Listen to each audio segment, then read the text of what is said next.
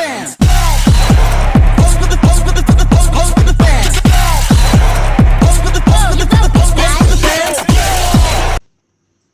semuanya, ini adalah video pembelajaran psikologi perkembangan anak mengenai konsep kelahiran dan bayi neonatal yang dibuat oleh kelompok 5. Sebelumnya kami akan memperkenalkan diri terlebih dahulu. Saya Ayuhannas NPM 2502060077. Saya Aisyah Ananda Putri dengan NPM 2502060054. Saya Sherly Ostrina dengan NPM 2502060045. Kami mahasiswa Universitas PGRI Sumatera Barat dengan dosen pengampu Bu Rila Rahma Mulyani, MPSI Psikolog. Kami mahasiswa bimbingan konseling sesi 25B. Materi pertama, yaitu tahap kelahiran atau persalinan. Proses kelahiran dibagi menjadi 3 tahap utama, yaitu tahap 1, pembukaan kala 1, dimulai saat kontraksi rahim teratur dan menyebabkan pembukaan serviks leher rahim. Serviks akan membuka dari 0 cm hingga 10 cm. Tahap ini bisa berlangsung 8-12 jam. Untuk ibu pertama kali melahirkan, ciri-cirinya kontraksi semakin kuat, sering, dan disertai keluarnya lendir bercampur darah, tanda pembukaan. Tahap 2, pengeluaran bayi kala 2, dimulai setelah pembukaan lengkap 10 cm sampai bayi lahir. Ibu akan mengejan saat kontraksi untuk membantu bayi keluar melalui jalan lahir. Lamanya sekitar 30 menit sampai 2 jam. Akhir tahap ini ditandai dengan kelahiran bayi dan tangisan pertamanya. Tahap 3, pengeluaran plasenta kala 3. Setelah bayi lahir, rahim masih berkontribusi untuk mengeluarkan plasenta, ari-ari, dan selaput ketuban. Kedua, macam-macam kelahiran dan pengaruhnya bagi ibu dan anak. Dapat dibedakan berdasarkan cara dan proses terjadinya, yaitu A. Kelahiran normal adalah proses persalinan alami di mana bayi lahir melalui jalan lahir atau vagina tanpa bantuan operasi. Pengaruh bagi ibu, pemulihan lebih cepat, risiko komplikasi lebih rendah. Rasa sakit hanya saat proses melahirkan, bukan setelahnya. Pengaruh bagi bayi, mendapat tekanan alami yang membantu mengeluarkan cairan dari paru-paru. Kontrak kulit ke kulit segera dengan ibu, baik untuk bonding dan imun bayi. B. Kelahiran dengan bantuan. Kelahiran tetap melalui vagina, tetapi bantuan alat seperti forceps, penjepit logam lembut, atau vakum, alat penghisap lembut. Bila ibu sulit mengejan atau bayi perlu segera dikeluarkan, pengaruh bagi ibu dapat mengalami robekan di jalan lahir, risiko perdarahan lebih tinggi dibanding kelahiran normal. Pengaruh bagi bayi, kadang muncul memar atau benjolan di kepala, biasanya hilang dalam beberapa hari. C. Kelahiran sesar. Bayi dilahirkan melalui operasi dengan sayatan di perut dan rahim ibu. Pengaruh bagi ibu, pemulihan lebih lama, sekitar 4-6 minggu. Rasa nyeri setelah operasi, risiko infeksi dan komplikasi operasi. Pengaruh bagi bayi, tidak dapat tekanan alami dari jalan lahir. Kadang menyebabkan cairan di paru-paru lebih lama keluar. Namun lebih aman bila kondisi ibu atau bayi tidak memungkinkan lahir normal. D. Kelahiran prematur. Terjadi bila bayi lahir sebelum usia kehamilan 37 minggu.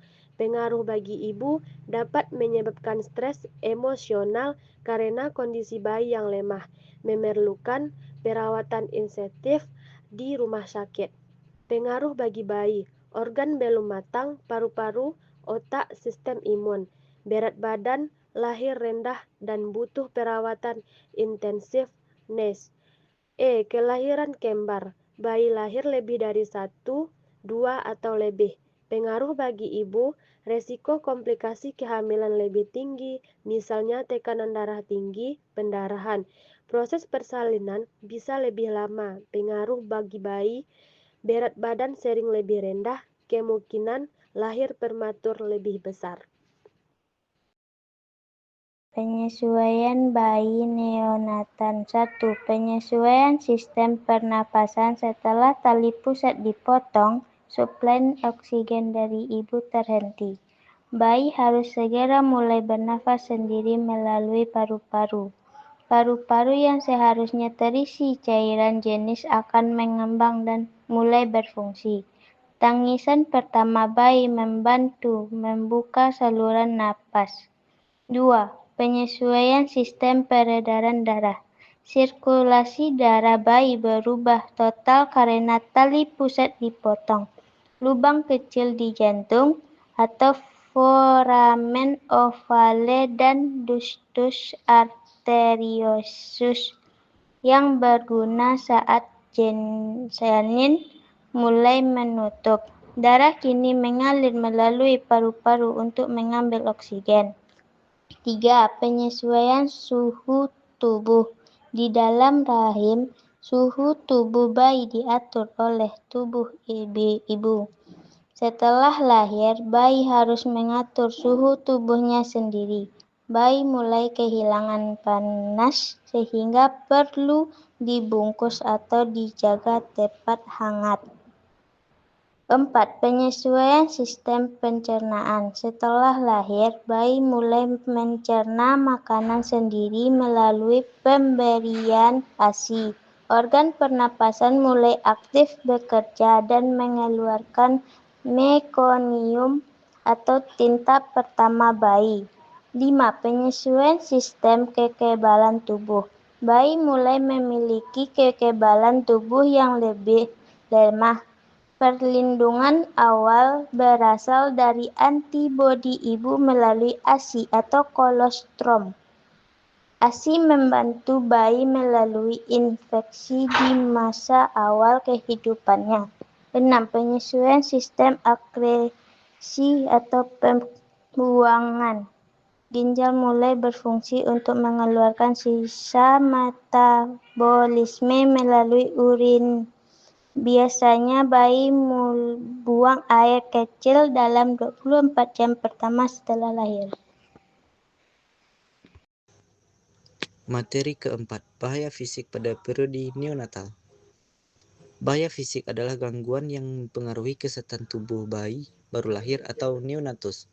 Beberapa di antaranya A. Asfiksia neonatorium, kondisi ketika bayi kekurangan oksigen saat atau setelah lahir. Tandanya bayi tidak menangis keras, kulit kebiruan, napas lemah. Dampaknya, kerusakan otak atau bahkan kematian bila tidak segera ditangani. B. Infeksi. Bayi baru lahir rentan terhadap infeksi karena sistem imunnya masih lemah. Contoh infeksi sepsis, pneumonia, infeksi tali pusat, dan meningitis. Penyebabnya, kebersihan alat dan tangan yang kurang saat kepersalinan atau perawatan.